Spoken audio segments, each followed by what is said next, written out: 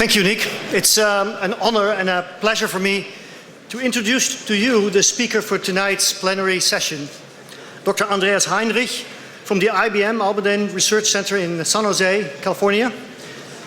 Dr. Heinrich is leading a team at this IBM Research Center which is basically working on the technology for the future. This is how it's said on his website, for computers of the future and data storage of the future. Well, you'll actually see in a minute what this actually means.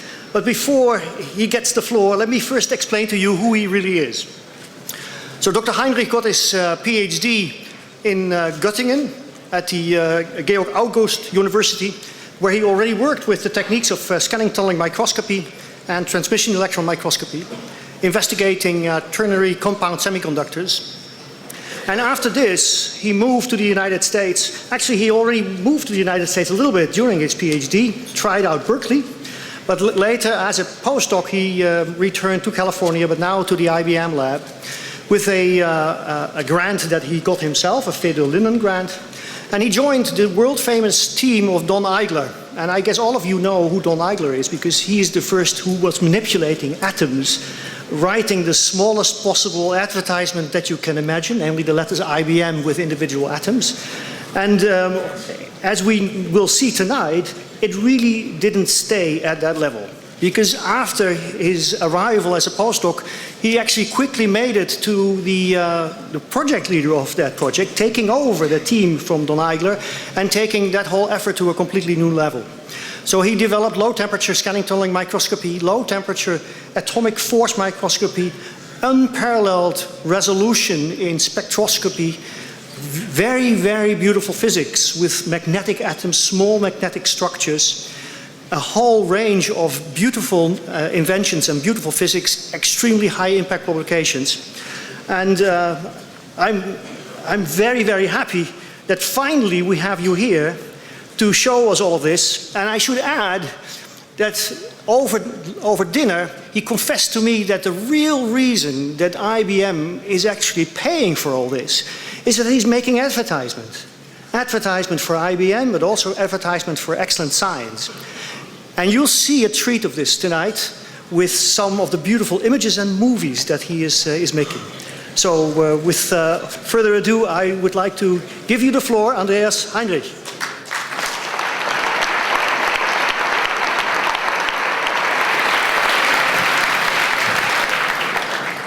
Wow, thank you everybody. It's very impressive to stand here, I have to say. A little bit scary, so bear with me. We'll do hopefully a good job. Now, at first I was going to tell you about all the beautiful spectroscopy techniques that we developed over the last 10 years or so, and do a more solid state physics type of lecture. But then I looked at the program and I saw that there's gravitational physics people here, string theory people. And I thought that this is probably not the right audience for this kind of talk. And so then I had to rethink, what am I going to tell you about? And so what I decided to do is give you a more public lecture using the scanning tunneling microscope as a tool to inspire people to do science at the nanoscale. So that's really what I'm trying to do with you today. Now, this whole endeavor started with the invention of the scanning tunneling microscope in about 1979, 1980, by these two gentlemen here, Gerd Binnig and Heini Rohrer. And this is actually also a special opportunity because Heini Rohrer, the gentleman on, what is that, your left, he actually passed away last year at the age, I think, of 80 or 81. And he was one of the real spokesperson for nanoscience. He's one of the people who really brought nanoscience to the forefront in the science, but also in politics, and made it possible for all of us to have such a great life in this field. Gerd Binnig, of course, on the other side, he is the guy who made this whole tool work. He is an incredibly genius guy at making instrumentation work, and not to just give up at this sheer challenge of trying to image surfaces with atomic scale resolution. And so they really were an amazing team put together by IBM Research in our Switzerland facility to develop this about, what is this now, 30 years ago almost.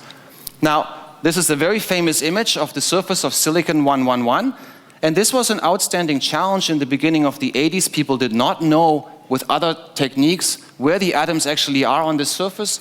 And this is the first image that really showed the power of scanning tunneling microscopy to really see surfaces, every single atom in the surface. And so here, every one of these bumps in this image is actually an atom.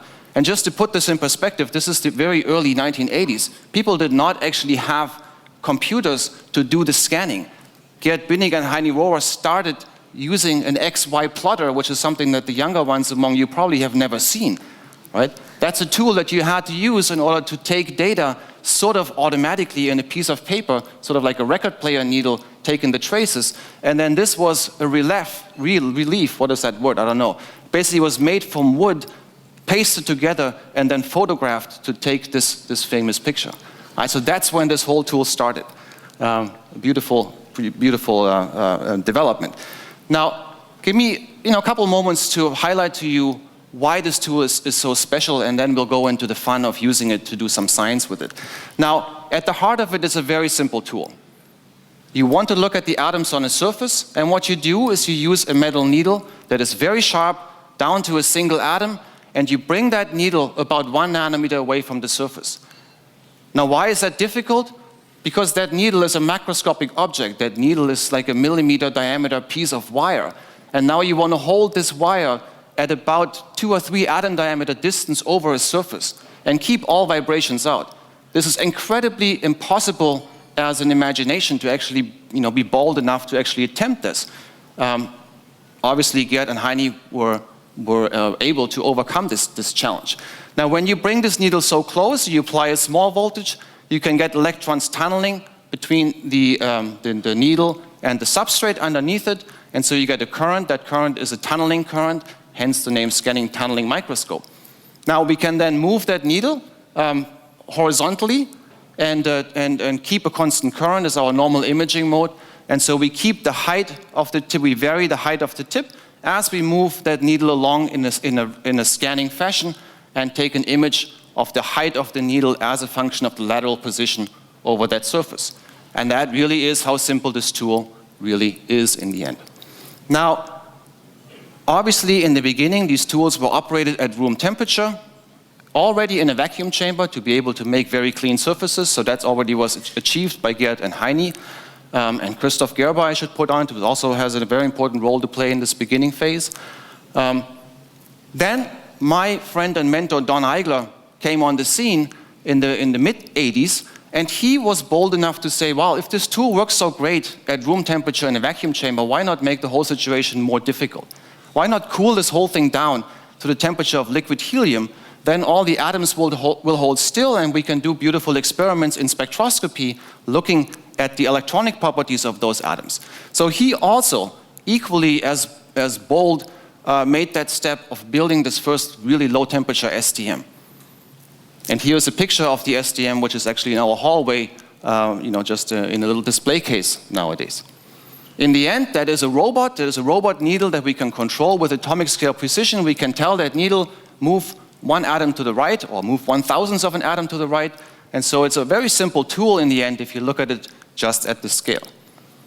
Now I want to make my life a little bit simple at this point, and I want to take you on a tour of the laboratory, and I'll do this by showing you this little movie here. And let's hope that the sound is on. Now before we get to the movie, a modern image taken with one of these tools at low temperature, again a surface image here. This is now a metal surface, copper 111, is one of my favorite images because it shows you the scale bar here is approximately 100 nanometers by 100 nanometers. So for me, that's actually a very large scale image.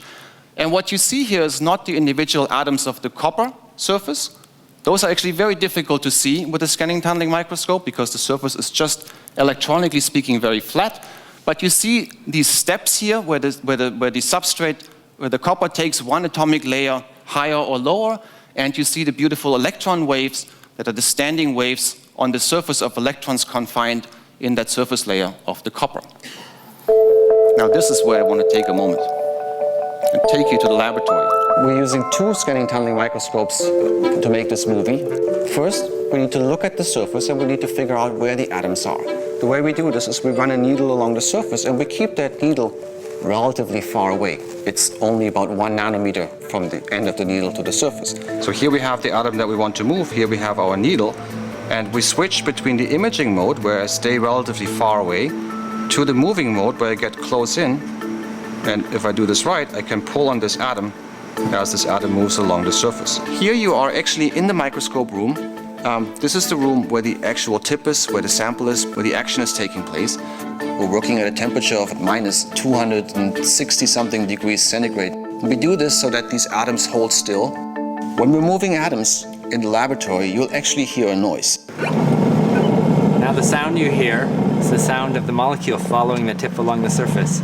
For us, hearing this scratchy sound is important feedback, because we can count how many positions have you actually moved. You go, and you can say, all right, this was 3 locations. So we'll get to the reason why I have such a rather professionally produced display of my laboratory here towards the end of my talk. But this sort of gives you an idea what this really looks like. This little robot is contained in a massive chamber, would be used for vacuum generation, for vibration isolation, for the fabrication of ultra-clean materials. All this stuff is all the details that we just don't want to worry about today. Okay? But what you also saw is that we can use that same tool not just as a tool to image these surfaces, but we can use it also as a tool to move atoms and position atoms at will with the precision of the underlying surface. So I can say I want to take this atom here and I want to move it 1 atomic lattice site to the right. And that is something that Don Eigler pioneered with this famous image that Joost was already mentioning before of writing IBM and surfaces. And this also tells you something about another genius that Don has, which is to not write Don, but to write IBM. Right? You write FOM if you work for the FOM organization, if you ever have the chance to do this. And you do this not because you are such a great guy, but you do this because you want to pay back. And in our case, it is important for us to pay back to the company. Right? But what is really funny about this story here is what the New York Times wrote about this. So the New York Times published an article about this work, which I think was published in Science or in Nature, one of the 2 big publications. And here's what it says. Hiram Maxim, the inventor of the machine gun, used to demonstrate his marksmanship by firing patterns of bullets into walls to spell out the initials of potential customers. In a similar vein, IBM announced yesterday that its scientists had spelled out the company's initials by dragging single atoms into the desired pattern on the surface of a crystal of nickel. So apparently, Don and Erhard Schweitzer, the 2 scientists that I mentioned here, used a machine gun to make this pattern of IBM on the atomic scale. Now, this is what Don is up to these days. So Don, as you said, retired from IBM a few years ago, and he actually purchased a sailboat, and he spent the entire summer last year sailing the South Pacific. And the most beautiful part about this picture is this guy here. That's actually me in Fiji taking a 2-week vacation with my wife on this phenomenal boat, and that was just a great experience. So Don is not just my mentor, he's really also a very good friend. And here's a picture of this phenomenal sailboat, which he spent a lot of time on this year. Now, what can you do if you can move atoms? This is also something that many of the younger ones among you that studied sort of in the late 90s or 2000s have actually seen. This is the construction of an artificial structure of atoms, a circle of atoms on that surface of copper 111. This copper surface has electrons that are stuck in the surface. When you build that circle, you can actually confine these electrons, and you can actually visualize the wave function in real space and also in energy space as you're making this circle. So the wiggles, the circular patterns that you see inside the circle of atoms are actually not atoms themselves, but those are just the electrons that are confined in there, and that give you the probability of finding an electron that we usually describe as the wave function in quantum mechanics. And so this brings me sort of to the end of my little bit of an introduction into why this tool is great. It is great because we can obviously do atomic scale imaging. We can also do construction. We can build structures 1 atom at a time. And we can then look at their electronic structure all within the same tool. And so here, I don't want to explain to you what this actually means, but you can see that if I put my tip on the open terrace, I get one type of spectrum. The x-axis here is the energy, basically. If I put my tip in the center of this quantum corral, I see the peaks. Those are the peaks corresponding to the energy levels of the quantum mechanical system of a particle in a box. Very simple thing that you learn in quantum mechanics. And then if you put your tip slightly at a different location, you see different orbital states, different patterns show up. All this can be beautifully visualized using this tool because we have imaging, manipulation, and spectroscopy in the same tool. So now you're all experts with scanning tunneling microscopy at low temperatures, right? So let me show you, though, how we can use this tool to do data storage and computation. Because in the end, I have to make sure that IBM, an information technology company, is willing to pay the way for us to continue this research and to have fun in the laboratory. And so I want to do the first, I want to show you a different way to do computation, completely different from the silicon transistors that we all use, for example, in my laptop here, to do computation today. This is an idea that goes back to this gentleman here, Charles Babbage, in 1830s to 1840s. He was actually the first person to conceive of the idea that you could use a machine to do computation. Up to this point, a computer was actually a person. When you said you had a computer, you actually meant you had a person, and that person was doing calculations, writing tables full of, books full of tables of logarithms and all sorts of other functions, which we can't even conceive today that you would actually do this, and then you would look up in that book what is the logarithm of 379, for example. And that person was called a computer. Now, Charles Babbage thought that, he wasn't, he didn't want to replace the computer with the mechanical machine because he wanted to get rid of the people. No, he wanted to make it more reliable. He wanted to get rid of the errors that are introduced by having people write these tables. And so he thought maybe we can make a mechanical computer, something with wheels that actually all the wheels are moving in the right pattern to do what is called a difference engine, a way to do general computation. He designed this thing, he made plans for it, he built little prototypes, and then he ran out of money. He spent a hell of a lot of money, apparently, on trying to build these things, and it was just economically not feasible to make the 8,000 components with the precision that he needed them to be made and assemble this tool. And so the London Museum of Science a few years ago, 20 years ago, decided that it would be great to actually demonstrate if using the plans that he made and using technologies that were available at the time, 1840s, could they actually have succeeded at this? And they built this machine, and obviously it is actually possible. Now, that means there are different ways to do computation, and there is computation based on the mechanical motion of pieces. And this is what I want to show you in the following few slides, that we can actually use atoms and molecules on surfaces as mechanical pieces to do data storage, to do computation. Now, this is akin to taking molecules on a table. You set up your taking dominoes on a table, you set up your dominoes in a chain, and I did this as a kid quite a bit, even going down stairways and stuff like that, with Lego blocks, didn't have that many dominoes at the time. If you set them up, you think of them as one logic state, and if they're falling down, then you think of them as another logic state, so you have the two logic states 0 and 1, and you can transmit one bit of information once along such a wire. Right? Nobody thinks of dominoes in this case, but you can actually do more with this. You can do fan-out. The fan-out is a very important element in computation. It's also called gain in the silicon technology. That means that you can have one channel driving two channels. Right? You need to be able to take the information from one gate and put it into two gates. So this is clearly possible with these dominoes. You can do logic operations. The OR gate, also very simple to do. You could actually set this up yourself. And if you think about it some more, like Luke Donnay did here, you can actually make a universal AND gate as well. And then you have an OR gate, an AND gate, and you have the crossover and the fan-out, and that allows you to do universal computation with dominoes on a table. Now, big deal.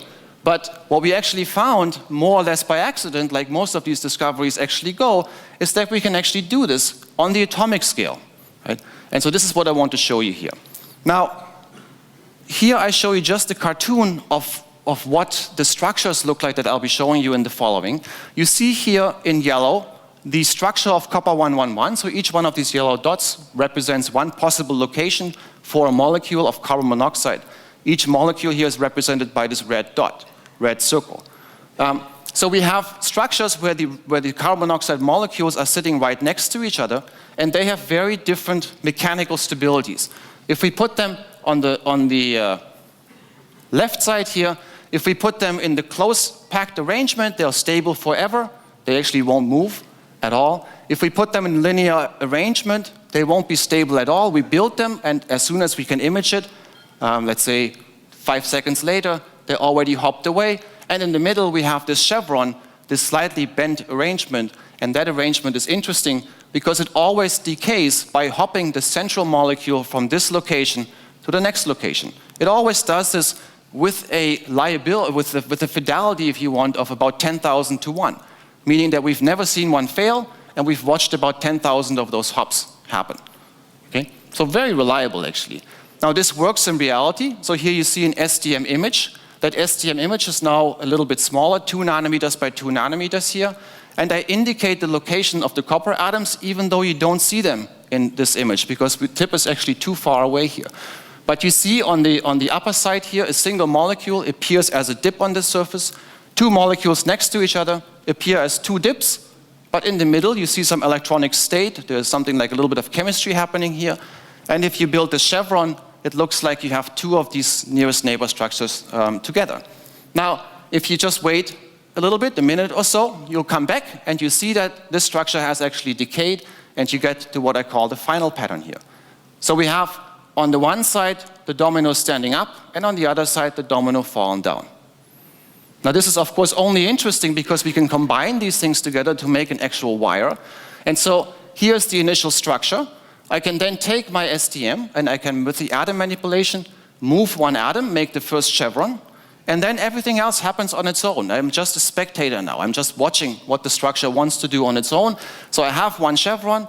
This will always decay by making this hop. And then I set up the second chevron, and that will always decay with the next hop, propagating this information along this wire on the atomic scale. Now this works in reality. Here's the initial structure consisting of a large number of these closely spaced carbon monoxide molecules. And then I can just watch this. I can make the first chevron with the STM tip. This one will decay, go to the next one. This one will decay, go to the next one, and so on until I end up in the final structure. And so I can demonstrate that I can propagate one bit of information along this chain reliably. Can we do logic? Yes, we can do logic. Making an OR gate, which is simple to do with the dominoes sitting up on a table, is actually quite difficult here, but making an AND gate is very simple. So the AND gate, of course, has 2 inputs. I label them X and Y here, and 1 output. And you want the output to be activated only when both inputs have been activated. Right? That's what we mean by X and Y. So let's start the input X. We make a chevron that will decay, and this structure will propagate all the way to the center here, where now we only have one nearest neighbor. We don't have a chevron. This structure again will be stable for days. It won't happen, it won't hop on its own. And then we can trigger input Y. The same thing happens. We make these chevrons, they propagate to the center, and then in the middle we set up one chevron. Just the same structure as the other chevrons as well, so it will do exactly the same thing. The color coding here is just to illustrate which molecule is hopping in this process. So you have the outer ones which are not hopping. They are part of the structure though, but they're not hopping. And the center ones which are doing all the motion here. Now this also works. Here's the initial state. We can then propagate one of these arms. That goes to the center and then it's again stable there. Then we can propagate the second arm and that goes all the way to the end.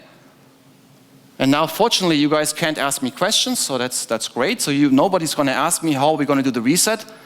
We don't have a good reset mechanism here, right? We do this reset the same way that you do with dominoes on the table.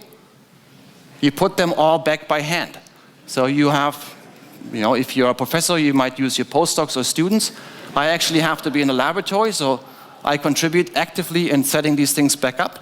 And so we go back to the initial state, by somewhat hard labor, and then we propagate the different arm just to demonstrate that it does not matter which order you're triggering these things in, and we go back to the output state where X and Y has been executed. So that's transmission of energy and also logic operation. And then we thought, okay, now if we want to make a stink about this, we got to demonstrate something a little bit more than this. We got to show that we have the fan out, that we can actually do linking of these gates together. And so we came up in the end with this structure here, which is still the most difficult thing that anybody has ever built, atom by atom here. Because these are very complicated structures to do the OR gate and the crossover. What it does a universal logic operation, namely a 3-bit counter. So you have 3 inputs, X, Y, and Z, and 3 outputs, which I label here 3, 2, and 1, and these outputs count the number of inputs. So if I start by setting up the triggering input X, it will go to the output that is labeled 1. I then trigger input Y, it will go to the output labeled 2, and I go to the last one, Z, and that will trigger output 3. Now output 3 is basically X and Y and Z. Output 1 is X or Y or Z, and the middle one is called the majority gate. Again, we can demonstrate that it does not matter which order we trigger these things in, so we can start, again, setting it up is a pain in the neck, right? But then you trigger one of these inputs in a different order and you show that it goes to exactly the same structure, the same number of outputs, basically. And so we showed here that we can do a universal logic operation. This is work that is actually the first paper I published when I was at IBM about, about 12 years ago now. With this, we can show that we can do computation on the atomic scale. Not at all in a practical fashion, but it's my job in my laboratory. This was still with Don Eigler at the time. It's our job to show that there are different ways to achieve this goal. And it does not mean that this goal has to be realizable in a practical fashion, but it's our job to think outside of the box and actually come up with ways that might or might not be able to be used. Okay? So this was a great success story at the time. But then I spent about 10 years working on magnetic structures, building chains of atoms and learning a lot about the magnetic states. And I want to completely forget about this because, again, this is a little bit too deep, I think, for a general audience talk like this here. But I do want to show you one result where we actually used magnetic atoms on surfaces to do magnetic data storage. Now, in order to do magnetic data storage, I have to introduce a little bit of the concept of how we can actually read and write a magnetic state. And one of the ways you can do this with a scanning tunneling microscope is make your SDM sensitive to the magnetic state. And we do this by using an effect called tunneling magnetoresistance, meaning that the current that is flowing in your tunnel junction depends on the relative arrangement, the relative alignment, magnetic alignment of a state on the tip and a magnetic state on your surface. So if I have an atom pointing its magnetic moment in the upward direction on my tip, and I have this magnetic structure on the surface which is pointing down, I have a relatively low current, and if I then flip the state on the surface to an up magnetization, I have a high current. Right? This is the foundation of giant magnetoresistance and tunneling magnetoresistance. Now I can also do this by building a structure. If I make an antiferromagnetic structure where the first atom is up, second atom is down, third atom is up, then I can keep my tip in the same magnetic state and I can move my tip laterally, and I will see that the current will change because of this magnetoresistance, and I can actually image this so-called Néel state with atomic scale resolution, giving me the magnetic information. Now we were able recently, this was published about 2 years ago, we were able to show that we can actually build structures of iron atoms on a particular surface here, where we actually see a chain of 8 iron atoms here, and with a magnetic tip, with a spin polarized current, we can actually see that the first atom is low, the second one is high, the third one is low, and the fourth one is high, and so on. So we get this regular pattern, which we call an antiferromagnetic state, and to be more precise, it's the classical antiferromagnetic state, the so-called Néel state. Now, if you look at this for a moment, you will ask me, Andreas, why is the first atom down? What's special about the first atom being down? Nothing is special about the first atom being down. You also have an equal state, also a Néel state. Everything is the same. where the first atom is tall and the second one is low, and so on. So when we make these fully compensated antiferromagnetic states, they have two, if you want, two ground states, two equivalent states that they want to be in, and those are beautifully to demonstrate magnetic data storage. If you will look at how a magnetic bit works in your hard drive, it has two magnetic states pointing in one direction or the other direction, and then you use a readhead to read out this magnetic state of your hard drive. We can use the SDM to switch somewhat controllably, not good enough for technology, but we can actually switch between them. Now, one of the beauties, one slide of technology here, if you use antiferromagnets, and here, let me use my mouse pointer, here we call this entire structure one bit here, these two rows, and here another one. So these are 6 iron atoms with another 6 next to it, so 12 atoms per bit. And the beauty of using an antiferromagnet here is that an antiferromagnet is internally compensated. So there is no long-range magnetic field, and you can place these bits right next to each other. You also see that if you are familiar with the chemistry and the physics of exchange interactions, that even these short-range exchange interactions will perfectly compensate. They cancel out. Because this atom here that is interacting with the neighboring bit is interacting equally with one pointing up and one pointing down, and so the net interaction is 0. So no long-range interaction, no short-range interaction. So those things should be stable against interactions between each other at all length scales. And so then we built the second most difficult thing that we ever built, which is the structure of 96 iron atoms placed on this thin insulator here. And here you see a non-spin polarized image, so just a normal SDM topographic image. You see the bits here are labeled from 1 to 8. If we take a spin polarized image, a magnetic image, and then subtract away that non-spin polarized image that you see on top, we get just the magnetic contrast. And that's color coded here. And in this magnetic contrast, we now have, for bit 1, we have the 2 atoms on the top being up. The next one we have them be down, next one we have them be up. And so we can call this a logic 1 and a logic 0. Now I already mentioned to you that we can change the magnetic state, we can flip them. Let me say first that building this structure is really a pain in the neck. This took a postdoc and myself about 2 days working practically non-stop to place these atoms in the right spot, right? This is very difficult to do. But once you've built it, we then were able, this was then Sebastian did this because he's more patient than I am, he actually put all the 256 different combinations of zeros and 1 into that same state, because that's relatively fast to do. We can switch them and then we can image them. To image this with this resolution takes on the order of a few minutes, so that's not that difficult to do. And so then we could show that we can store arbitrary information in there, and it's 1 byte of information, and 1 byte historically is used for displaying all the characters, storing all the characters in the so-called ASCII code. So if you look on your ASCII code for the capital letter S, that is 0101010011, or in hexadecimal numbers 53. Right? And then we can change that state and we can write spin in these structures here. So this is using the same 96 atoms, just changing the magnetic state, imaging it again, changing it, imaging it again, and so on. Now, let's again look at some size comparisons here. We use 12 atoms per bit. A magnetic hard disk drive, which is a phenomenally beautiful technology, uses about 1 million magnetic atoms per bit. So that's 100,000 times smaller. But this is a volume argument. This is a 3-dimensional argument, the total number of atoms. If you look at just the areal density, which is in the end more important for a good comparison here, then we are storing here at approximately 70 terabits per square inch. And I apologize for the square inch. I'm German originally, but I'm used to crazy units like inches nowadays. So 70 terabits per square inch is the density that we have here. If you compare this to the hard disk drive, this is approximately 100 times denser than the hard disk you can buy in, what do you guys buy? What's a media market? What's the Dutch equivalent of a?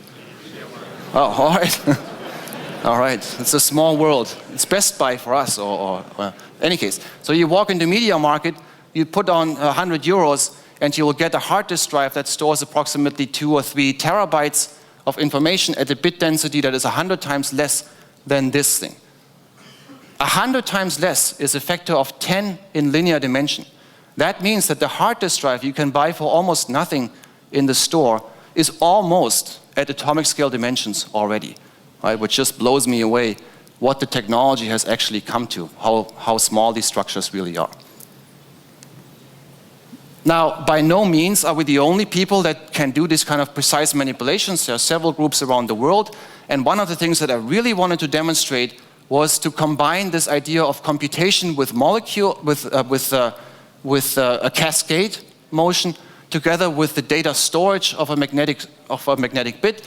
But then my friend Alex Khachaturian in Professor Roland Wiesendanger's group in Hamburg stole this idea from me. Now, he had the idea probably before me anyhow. And he built this structure where they have used magnetic islands as the stable magnetic structures as the inputs for these cascades here. And these cascades then take the magnetic input from one of these islands, so it goes up, down, up, down, up, down, and propagates this to a logic gate. And then they could show here's one of these logic states. So now this is again a spin polarized image, and you can see one atom is up, next one is down. And they could show that you can do this logic operation using magnetic atoms on surfaces. Now, our 96 magnetic atom structure had a few crazy consequences. And this is really the end of, now it's just going to be fun from now on, okay? So, not that the beginning wasn't that much fun, but now we're really going to have some fun. So, crazy consequences. First crazy consequence, I work for a company. So publishing a science paper, that's of course for all of us here one of the greatest things that you can do in our publication world. But the company doesn't really care about science papers. The company really cares about New York Times articles. So if the New York Times picks up our research and puts this on the front page of the business section, then my CEO might actually see this and be very happy about this. One day when this happened, one day I get a phone call from the Israeli consulate in San Francisco, leaving a message on my answering machine, which I pick up, and it says, "Hi, this is so-and-so, I forgot the name. I work in the Israeli consulate in San Francisco, and I was wondering if you'd be available to meet with the president." I was like, didn't really understand what this person was saying. I get a call the next day, "Yeah, would you be willing and able to meet with the president?" And so what happened is that the president of Israel, Shimon Peres, actually came by and visited my laboratory in Almaden because he wanted to learn. Well, his advisors told him that he wanted to learn how you can do magnetic data storage on the atomic scale. Now, I think that's fantastic. I'm very, very, very much in favor of talking to politicians and talking to the general audience. I think that is a very important role that we have to play as scientists. Now, Shimon Peres, however, travels with the same security as the President of the United States. And that means that the entire facility of about 1,000 people had to be shut down for a half day.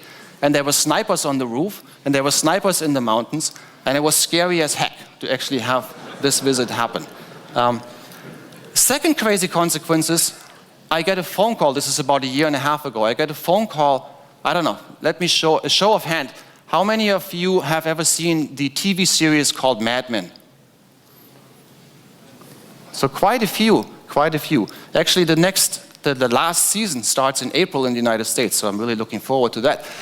But for those of you who don't know Mad Men, it's about the advertising agencies in Manhattan, in New York City, in the 1950s to 70s, basically.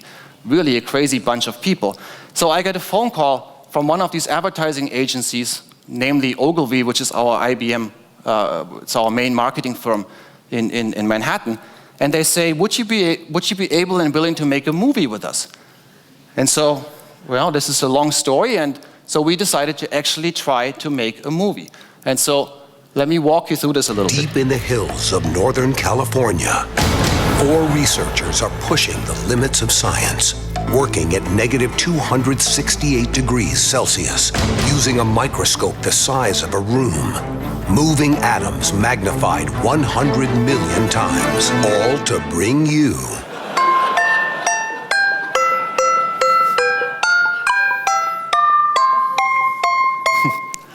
So, I label this here, what did Gerd, Heine, and Christoph kick off?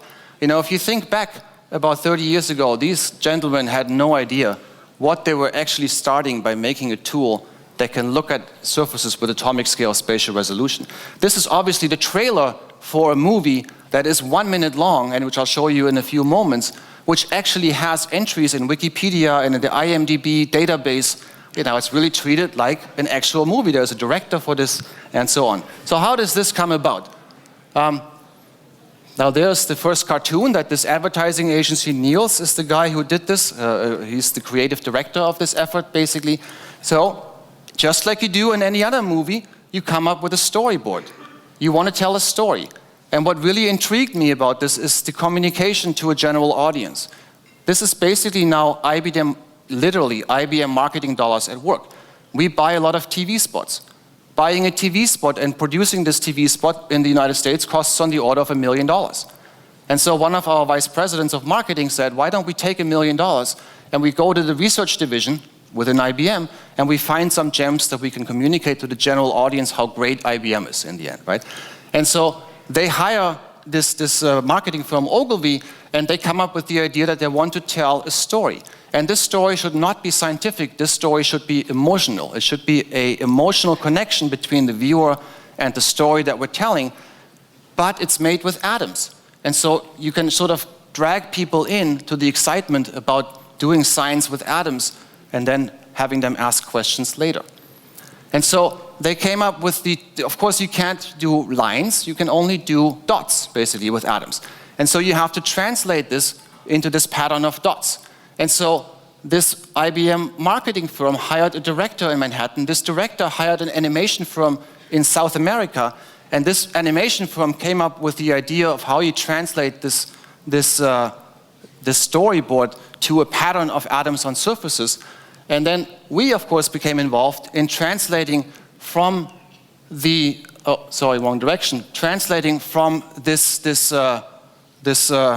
idea of dots to an actual image by moving these atoms on surfaces. Now, I have a team of, at this time I had a team of 4 people in my laboratory, 4 scientists, and it took us, as a team effort, 10 days to move about 10,000 of these molecules. Each one of these dots is a carbon monoxide molecule. Same surface, same structure as in the molecule cascade. Took us 10 days straight to make 242 frames to make the movie called The Boy and His Atom.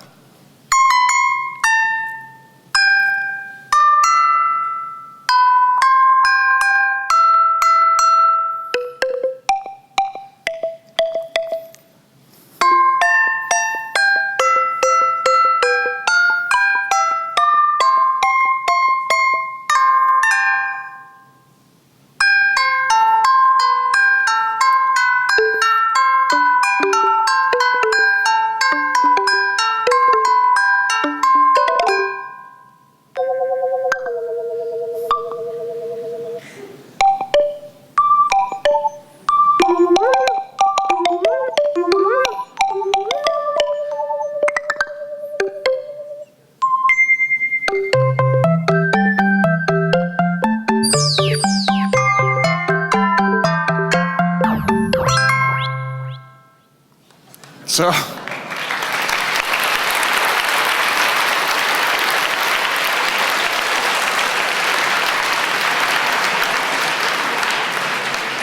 thank you guys, thank you very much. So this was, of course, a 10-day effort in the laboratory. I was involved in this for approximately 1 year of all the production around it. As I said, this is a significant amount of marketing dollars at work, but the impact has been quite phenomenal. So the stated goal by our vice president of marketing was to make this movie go viral, as they say. Now, viral was defined to have 1 million views on YouTube. This was published on YouTube. Different from publishing in Science, right? We published this on YouTube. It got 1 million views in less than 24 hours. It has now approximately 5 million views, which is in the top 1% of all YouTube movies that are available. So I find that quite amazing that there's so many people that are interested in learning something about science. I showed you in the beginning a kind of the clip where we looked in the laboratory. That was produced in a 1-week session by this marketing firm in my laboratory. And this making of movie is 5 minutes long. It tells you all the information that I told you pretty much today. And almost 1 million people have taken the 5 minutes to watch this kind of information about nanoscience and nanotechnology. And I think that is a very important thing that we have to do, is to talk to general audiences, even though this tool is, of course, incredibly complicated. But there are still things that I can communicate to a general audience that they find interesting enough to spend 5 minutes of their precious time on it. Okay? Now, the response by the audience, as you can see from the comments in the YouTube sections, are overwhelmingly positive. There were lots of comments on what are they using, atoms or molecules? Well, we were sloppy about the distinction there.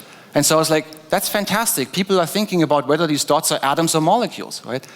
Success. And so overall, a very great response. Now, then I got more marketing opportunities for IBM. And for example, I spent a week in Disney World, where IBM has a booth where we try to get the visitors to Disney World excited about IBM. And of course, my daughter and my son would not let me go there by themselves. And so here's my daughter Sierra on stage with me explaining to an audience how we can move atoms. And she also got very excited about this. Actually, very interesting to her. She's 10 years old, to have a 10-year-old explain science to people. This is officially recognized as the world's smallest stop-motion movie by the Guinness Book of World Records. That's the organization that certifies something as the best or the smallest or the biggest, right?